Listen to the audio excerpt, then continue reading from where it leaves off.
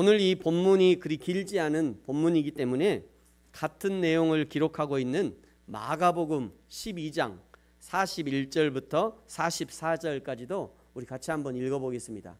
똑같은 내용인데요, 약간 다르게 기록되어 있어요. 41절부터 44절까지 저같이 한 절씩 교독하죠. 예수께서 헌금함을 대하여 앉으사 무리가 어떻게 헌금함에 돈 넣는가를 보실세 여러 부자는 많이 넣는데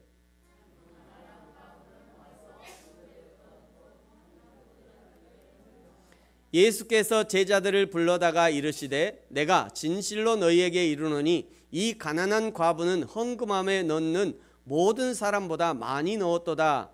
그들은 다 그 풍족한 중에서 넣었거니와 이 과부는 그 가난한 중에서 자기의 모든 소유 곧 생활비 전부를 넣었느니라 하시니라. 아멘.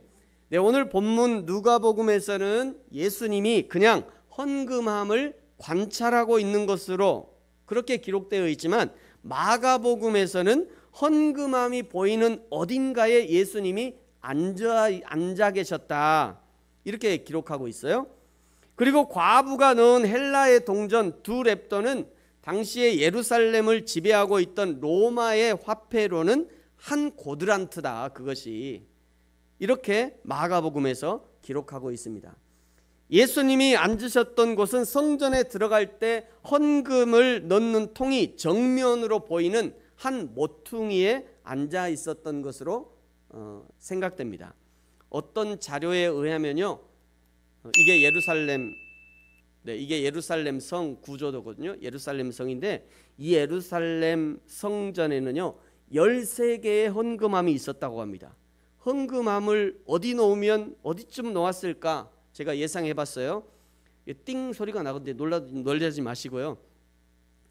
성도들이 가장 접근하기 쉬운 곳, 절대 까먹을 수 없고 그냥 지나칠 수 없는 그런 출입구 쪽에 13개의 헌금함이 있지 않았을까 생각합니다. 제가 어디쯤, 만약에 내가 저 예루살렘 성에 있다면 어디쯤 놓을까 생각해 봤어요. 여기 2개, 3개, 4개, 5, 6, 7 출입구마다 다 놓은 거죠.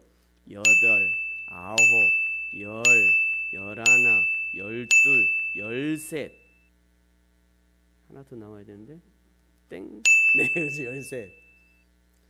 그러니까 이 성도들이 오는 모든 출입구에, 거의 모든 출입구에 13개의 헌금함을 놓은 거죠.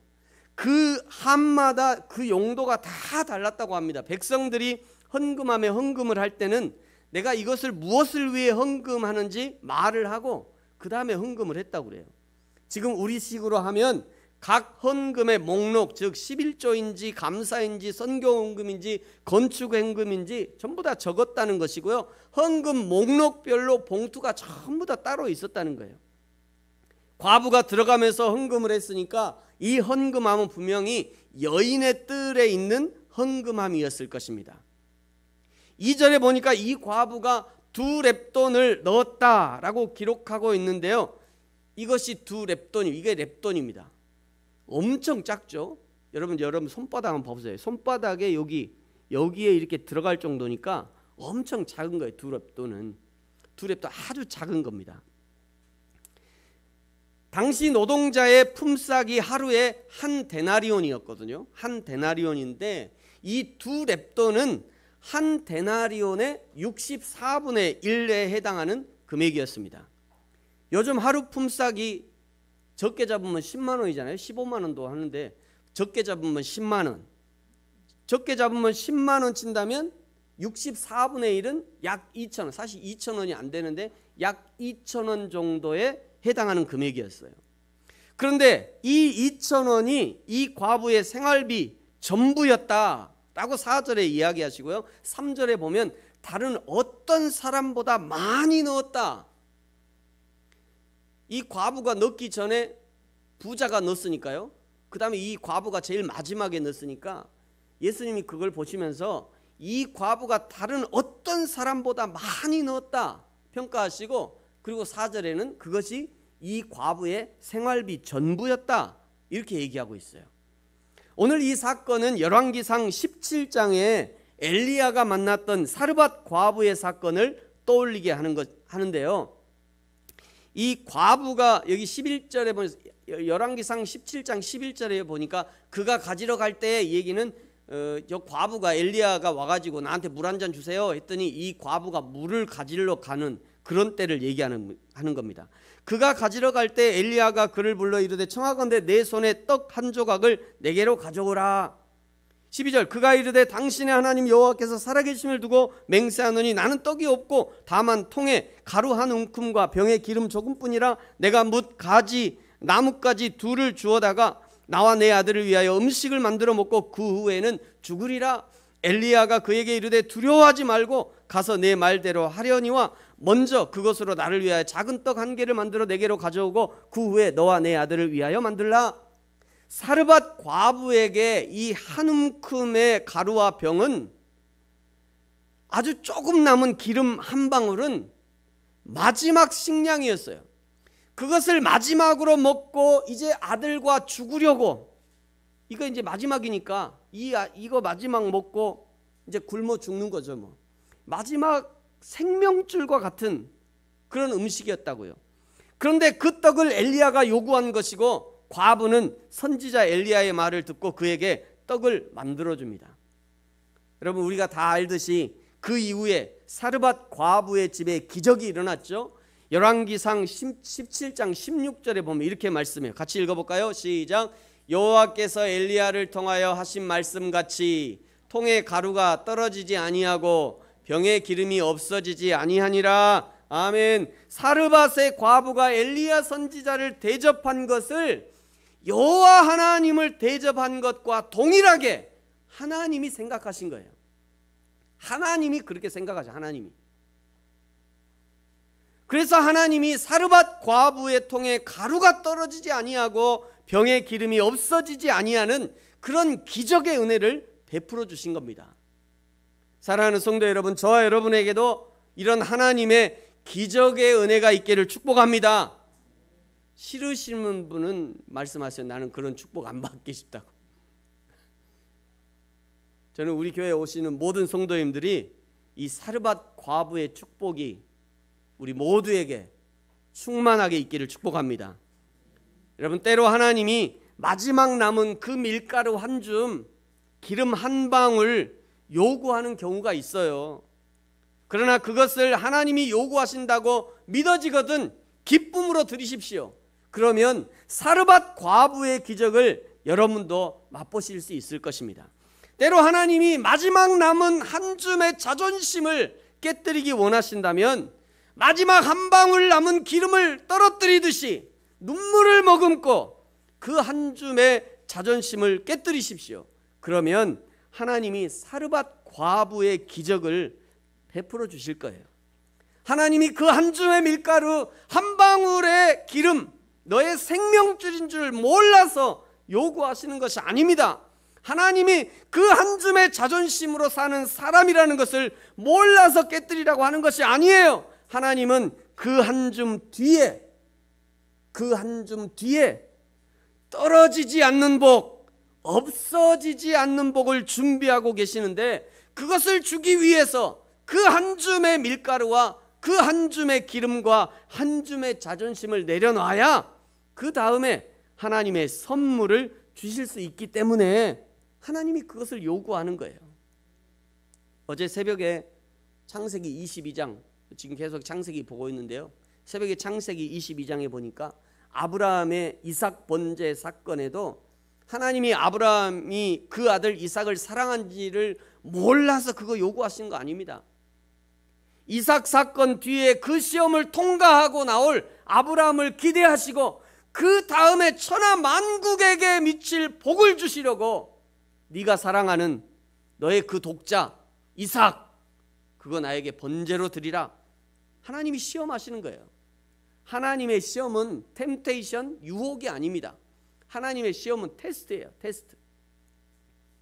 아브라함의 시험 통과의 비결은 즉각적인 순종함에 있었습니다. 창세기 22장 3절에 보니까요, 아브라함이 아침에 일찍이 일어나 내일 아침에 자기 아들을 번제로 드려야 되는데 밤새 잠 못 자고 고민했을 거 아닙니까? 그러다가 새벽에 잠들었을 것 같은데 근데 아침에 일찍 일어나 동트기 전에 일찍 일어났대요. 아브라함이 잠자기 전에 순종하기로 이미 작정을 한 거죠. 이미. 신기하게도 하나님이 주시는 모든 시험, 하나님이 테스트하시는 모든 시험에는 비슷한 패턴을 가지고 있어요. 하나님이 시험하시는 방법은 거의 비슷합니다. 내가 귀하게 여기는 그것 내어놓으라는 거예요. 내가 귀하게 여기는 그것 내놓으래요. 돈을 소중히 여기는 사람은 반드시 돈의 시험이 있습니다. 관계를 소중히 하는 사람은 반드시 관계의 시험을 줘요. 명예를 소중히 여기는 사람은 반드시 명예를 가지고 시험을 하나님이 하십니다. 여러분, 하나님이 시험하실 때 순종함으로 내어놓으면 합격할 것이요, 부자 청년처럼 내놓지 못하고 돌아서면 불합격인 거예요. 사랑하는 성도 여러분, 저와 여러분에게도 하나님이 우리의 신앙생활을 인도하실 때 여러 가지 시험을 주십니다. 너의 믿음이 온전한지, 너의 믿음이 변질되지 않았는지, 내가 아직도 첫 마음, 첫 사랑을 그대로 가지고 있는지 반드시 테스트하시는 거예요. 시험을 합격해야 그 다음 단계에 축복을 주시는 것입니다. 저와 여러분이 하나님의 모든 시험에 순종함으로 통과하시기를 예수님의 이름으로 축복합니다. 성전에 들어와서 헌금을 할 때 먼저 부자들이 헌금을 하고요, 그 다음에 과부가 헌금을 했습니다. 그 모습을 보신 예수님이 그 헌금에 대해서 평가를 내리실 때 4절에 보니까 저들은 바리새인과 서기관들이에요. 왜 저들이 바리새인과 서기관이라고 할 수 있느냐면 바로 윗절 20장 46절에 보면요, 외식하기를 좋아하는 서기관들을 주의하라 말씀하셨기 때문이에요.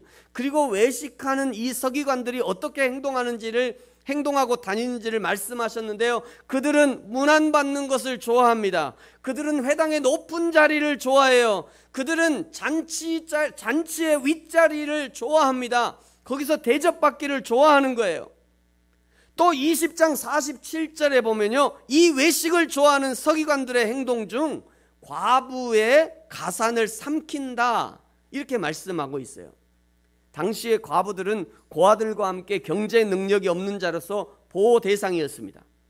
그러나 47절을 근거로 판단해 보면 이 서기관들과 당시의 기득권들은 약자를 보호하기는커녕 오히려 약자의 재산을 착취하는 행위가 흔히 있었다는 거예요. 그 중심에 외식하는 서기관들이 있었다는 것입니다. 서기관들이 그들에게 위임된 율법적 판결권을 남용해서 과부의 재산을 오히려 자신들의 재산을 불리는 방도로 사용했거나, 또는 성전에서 봉사하는 과부들의 재산에 손실을 가한다거나 타인의 재산을 관리해주는 법적 대리인으로서 착취한 사실이 있다는 것을 알려주는 거예요. 한마디로 힘 있는 자들의 횡포인 거죠.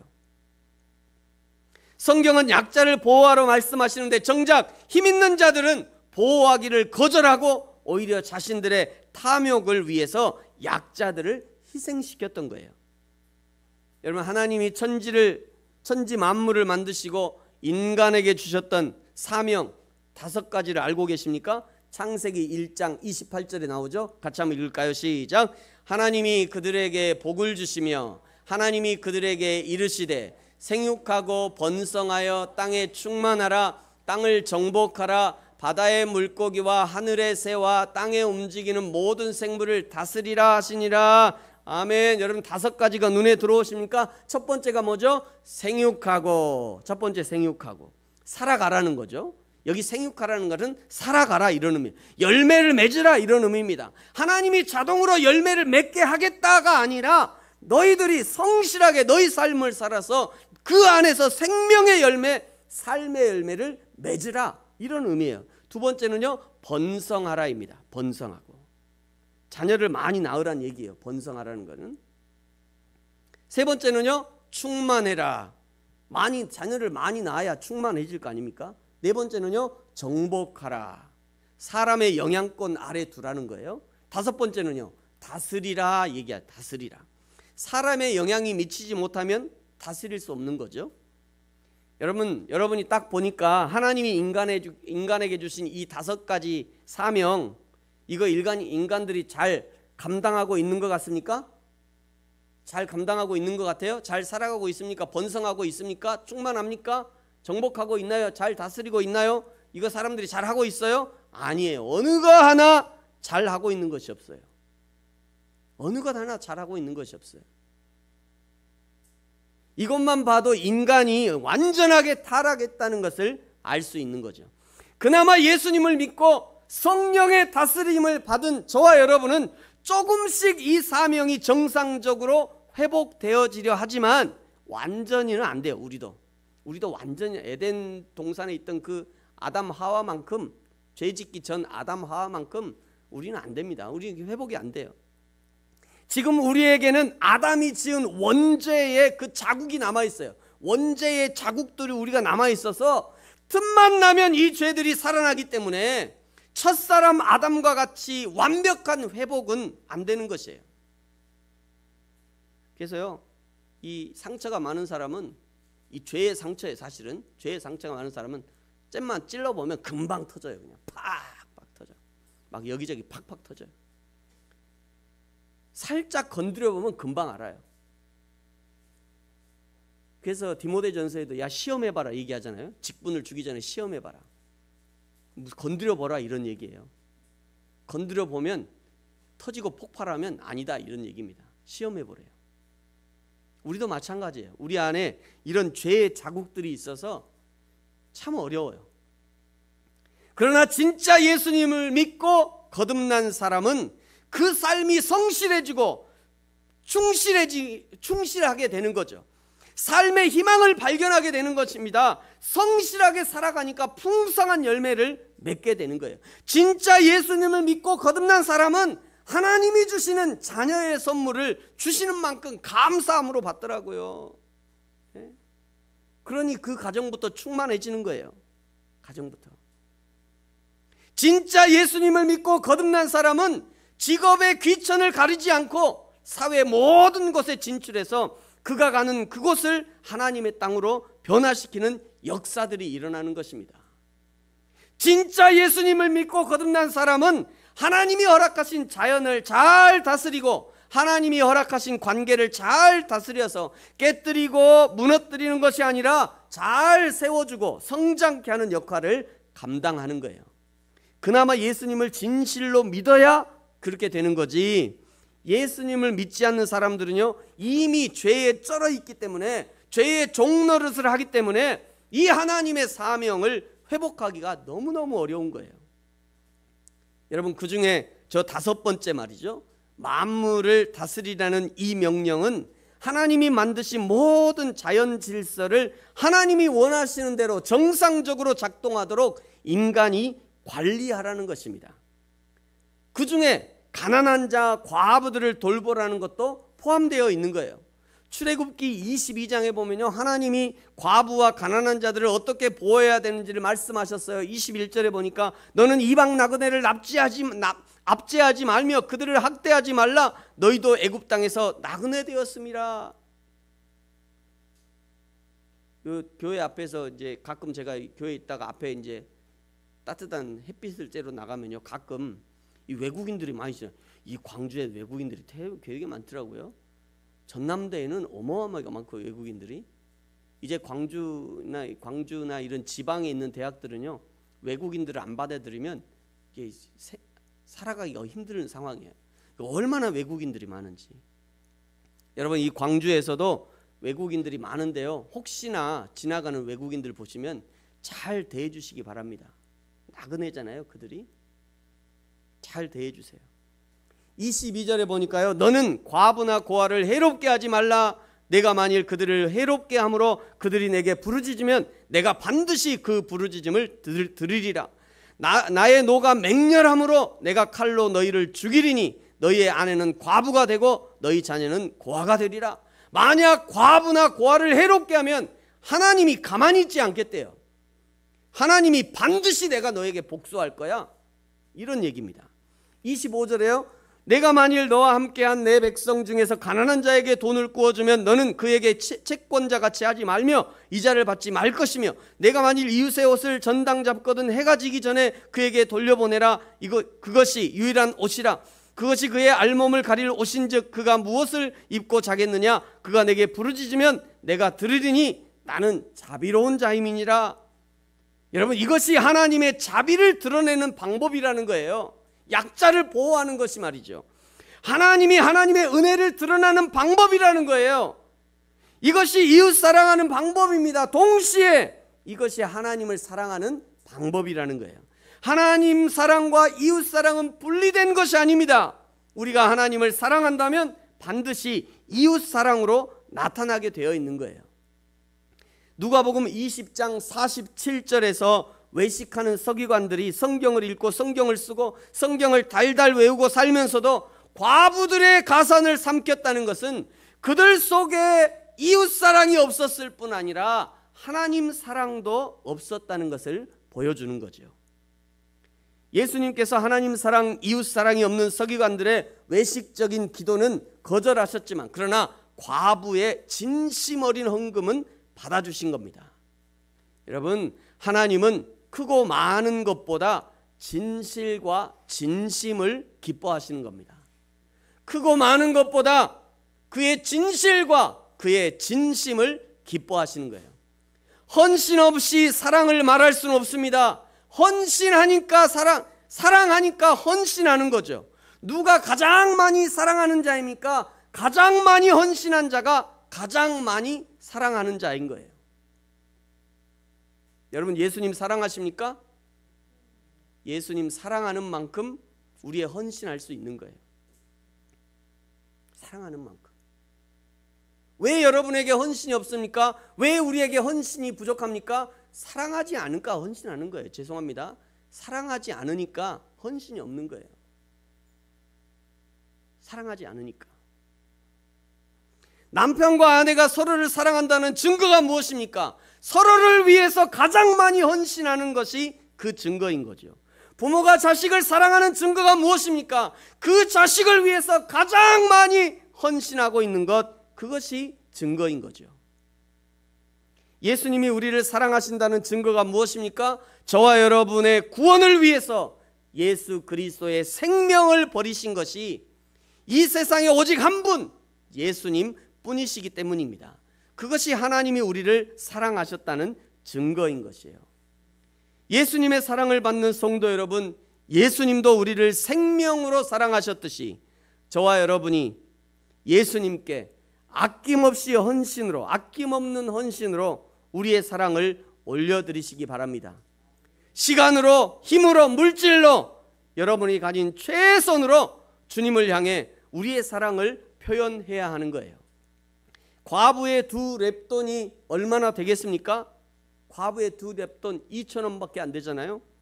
설령 부자가 거기에 금 한 달란트가 도대체 시세가 얼마냐? 33kg 정도 되거든요. 제가 어제 찾아봤어요. 22억 3천만 원이래요. 금 한 달란트가. 그러니까 한 달란트 받았다고 자기 적다고 이게 땅에 그 달란트 묻어놓은 그 책망 받을만 하죠. 22억을 받아놓고는 세상에 그것도 부족하다고 그러면 뭐 어쩌자는 거예요 도대체. 금 한 달란트가 22억 3천만 원. 설령 22억 3천만 원을 들였다 해도 그 금액보다 더 중요한 것이 있다는 거예요. 더 중요한 것, 그것이 마음인 거예요. 마음. 그의 진심 말이죠. 마지막 생활비도 아끼지 않고 드릴 수 있었던 그 마음이 하나님을 기쁘시게 했고 그 마음을 하나님이 받으시고 사용하시는 것이 되었던 것이에요. 여러분, 좀 다르게 말해보면요, 여러분 누군가를 사랑해서, 누군가 여러분을 사랑해서 여러분에게 그 마음을 주었다면, 따질 수는 없습니다만 누군가 나를 사랑해서 그의 마음을 나에게 주었다면 최소한 22억 3천만 원은 받은 거예요. 그 사람에게. 누군가 나를 사랑해서 나의 마음을 당신에게 드립니다. 그리고 누군가 나에게 사랑을 고백했다면 우리는 22억 3천만 원 받은 거예요. 이미. 마음을 주었는데 무엇을 더 원하겠어요? 마음을 줬는데.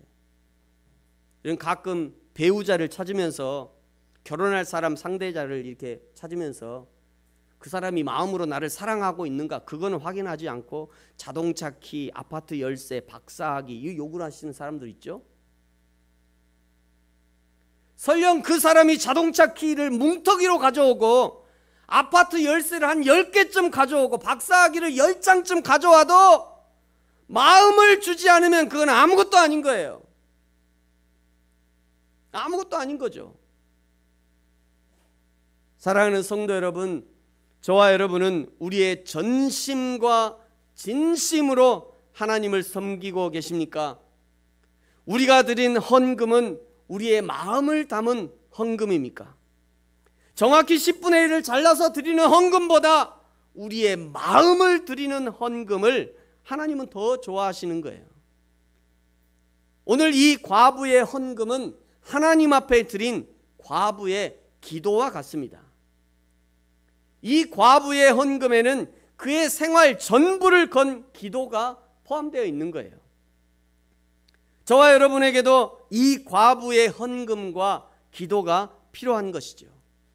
우리의 전심과 진심을 담은 기도, 우리의 모든 것을 쏟아놓는 기도, 퇴로를 차단한 배수의 진을 친 기도를 주님께 올려드려야 하는 것입니다. 저와 여러분의 기도를 들으시고 4절 이후에 숨어있는 예수님의 응답을 받는 저와 여러분이 되어지기를 축복합니다. 4절에 이렇게 말씀하잖아요. 우리 같이 한번 읽어볼까요? 시작. 저들은 그 풍족한 중에서 헌금을 넣었거니와 이 과부는 그 가난한 중에서 자기가 가지고 있는 생활비 전부를 넣었느니라 하시니라. 그 다음에 말이죠. 이 4절 다음에 예수님의 마음이 기록되어져 있는 것 같아요. 오늘 성경에는 기록이 되어 있지 않지만 이 4절 다음에 예수님의 마음이 기록되어 있는 것 같아요. 제가 이렇게 느껴요. 이렇게 기록되어져 있는 것 같아요. 그러므로 내가 어찌 그의 기도에 응답하지 않겠냐. 그의 생활비 전부를 넣었는데 그런데 내가 어찌 그의 기도에 응답하지 않겠냐. 이러니 내가 어찌 좋은 것으로 채워주지 않겠냐. 내가 어찌 30배, 60배, 100배로 채워주지 않겠냐. 내가 어찌 그의 자녀를 책임져 주지 않겠냐. 그의 생활비 전부를 드렸는데 내가 어찌 그의 논밭에 소출이 많이 있게 하지 않겠느냐. 내가 어찌 그의 떡반죽 그릇이 넘치도록 축복하지 않겠느냐. 내가 어찌 그의 양의 태를 열어 잉태하지 않게 하겠느냐. 과부여, 너의 기도가 응답되었느니라. 우리가 성경을 읽을 때 기록된 그대로의 말씀을 오해 없이 읽어내는 것도 중요하고요. 또 한 가지, 비록 문자로 기록되어 있지는 않지만 그러나 기록되지 않은 문자와 문자 사이의 이 행간, 문자와 문자 사이의 행간을 읽어낼 수도 있어야 하는 겁니다. 숨어있는 하나님의 감정을 읽어낼 수 있어야. 막 하나님이 진노하시는 그런 말씀을 읽을 때는 무서워야 돼요. 무서운 마음이 들어야죠. 하나님이 진노하시는데 하나님이 기뻐하신다는 말을, 그 글을 읽으면 기뻐져야죠. 그게 하나님 마음이잖아요. 하나님이 걱정하시는 말씀을 읽으면 내가 그냥 걱정이 돼야죠. 그게 하나님의 감정인 거잖아요. 그것을 읽을 수 있어야 돼요. 그것이 하나님의 마음이에요. 그 하나님의 마음을 읽을 수 있어야 된다는 거예요. 그것이 곧 하나님의 마음을 알아가는 방법인 것입니다. 사랑하는 성도 여러분, 저와 여러분의 헌신이, 저와 여러분의 기도가 우리의 온 마음을 담은 헌신이 되어지고 우리의 온 마음을 담은 기도가 되어서 우리 하나님을 기쁘시게 하며 우리 하나님을 감동케 하는 그런 헌신과 기도가 되어지기를, 그리하여 하나님께 인정받는 삶, 승리의 삶을 살게 되는 저와 여러분이 되어지기를 예수님의 이름으로 축복합니다. 기도하겠습니다.